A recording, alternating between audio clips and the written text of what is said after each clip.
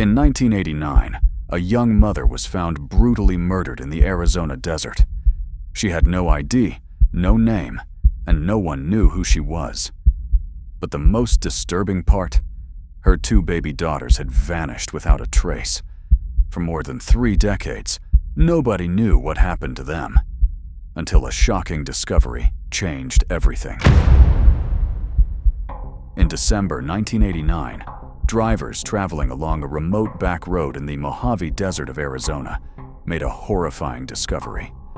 On the side of the road, lying face down in the sand, was the body of a young woman.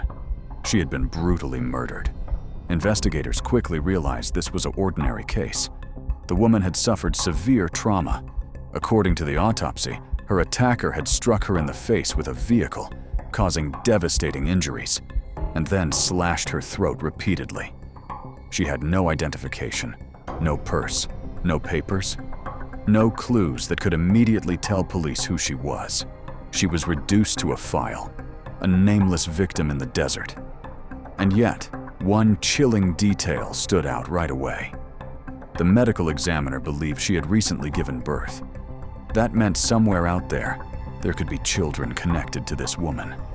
Children who might now be alone, missing, or in danger. Police searched for answers. They collected what little evidence they could from the scene. Fibers, yarn, footprints, tire tracks. The footprints suggested there may have been not one killer, but 2. Detectives sent fingerprints to law enforcement databases. They checked missing person reports. They alerted national agencies. Nothing. No match. No name. No family came forward.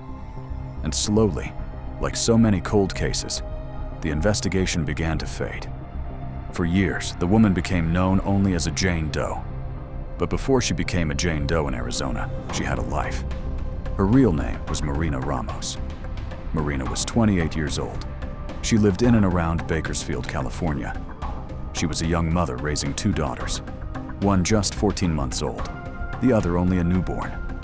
Her family described her as affectionate, adventurous, and trusting. Maybe too trusting. She believed people. She wanted a better future. And sometimes, that made her vulnerable. In 1989, Marina's life appeared unstable. She had spent time in jail on a minor shoplifting charge.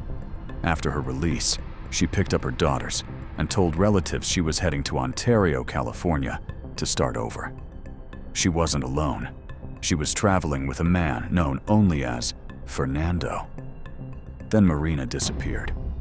At the time, no one realized her disappearance would become tied to one of the most haunting unidentified murder cases in the region.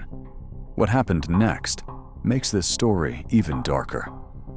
Just 2 days after Marina's body was found in Arizona, a completely separate incident unfolded in California. At a park in Oxnard, people heard babies crying inside a women's restroom.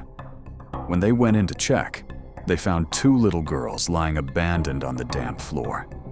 One was around a year old. The other was just 2 months old. Imagine that scene for a second.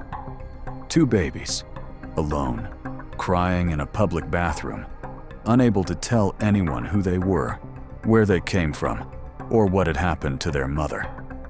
Authorities rushed in and rescued the children, but because they had no identification and no one came to claim them, the girls entered the child welfare system. Eventually, they were adopted by another family. They were given new names, new lives. And the tragedy is this: no one connected these 2 abandoned babies to the murdered woman in the desert. Not then. Not for decades. So while Marina lay unidentified in Arizona, her daughters grew up in California believing they had simply been abandoned. They had no idea who their mother really was.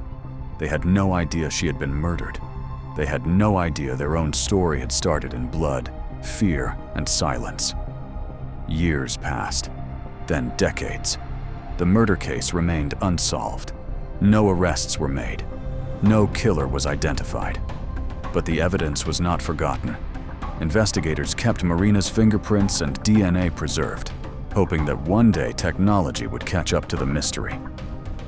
That day finally came in 2022. With more advanced fingerprint analysis, detectives resubmitted prints from the Jane Doe case. This time, the system returned a match. The murdered woman was linked to the name Maria Ortiz, an alias used by a woman arrested in Bakersfield in 1989. That clue led detectives deeper. Soon, they realized Maria Ortiz was actually Marina Ramos. After more than 30 years, the Jane Doe finally had her name back. But that discovery opened an even bigger question. What happened to Marina's 2 daughters? Detectives knew Marina had been traveling with 2 small children before her death, but no children had ever been located in connection with the murder investigation. So police reopened that trail and started asking whether those daughters might still be alive somewhere. The breakthrough came when investigators revisited old records and public appeals. They also turned to DNA and forensic genealogy. Then in 2025, the impossible happened. Police found a woman living in California under a different name.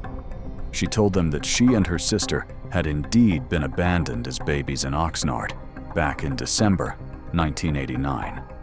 She even had old newspaper clippings about the case. DNA testing confirmed it. The 2 abandoned babies from the public restroom were Marina Ramos's daughters. After 36 years, the girls finally learned the truth. They were not random abandoned children.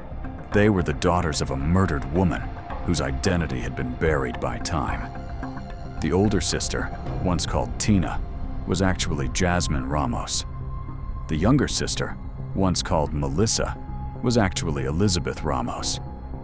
Think about how devastating that moment must have been. Your entire life, you believe one story.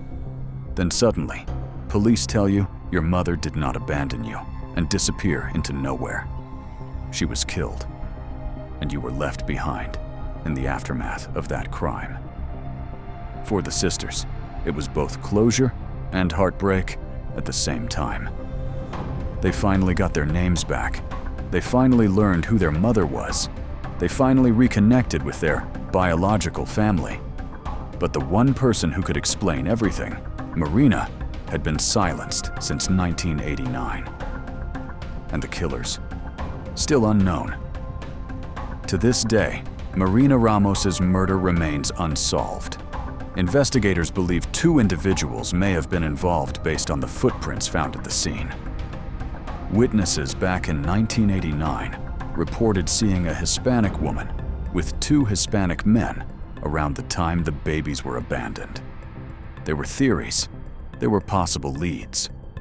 Marina had reportedly been in a troubled relationship with a violent man known as Fernando, nicknamed Monaco. But no one has ever been charged. No one has been arrested. And that is what makes this case so haunting. Yes, Marina was identified. Yes, her daughters were found. Yes, after decades, some truth finally surfaced. But justice? Justice never arrived. This story is terrifying because it feels like it should have been lost forever. A murdered woman with no name. 2 babies abandoned and absorbed into new lives. A trail gone cold across state lines. And yet somehow, piece by piece, science brought them back together. Not in the way anyone would have wanted, but enough to finally tell the truth. A mother died in the desert. Her daughters survived. And 36 years later, they found their way back to her. But somewhere out there, the people responsible may still be living as if nothing ever happened. And that is the part of this case that should disturb everyone. Because sometimes, the most frightening mysteries are not the ones with no answers. They're the ones where the truth comes back, but the killers never do.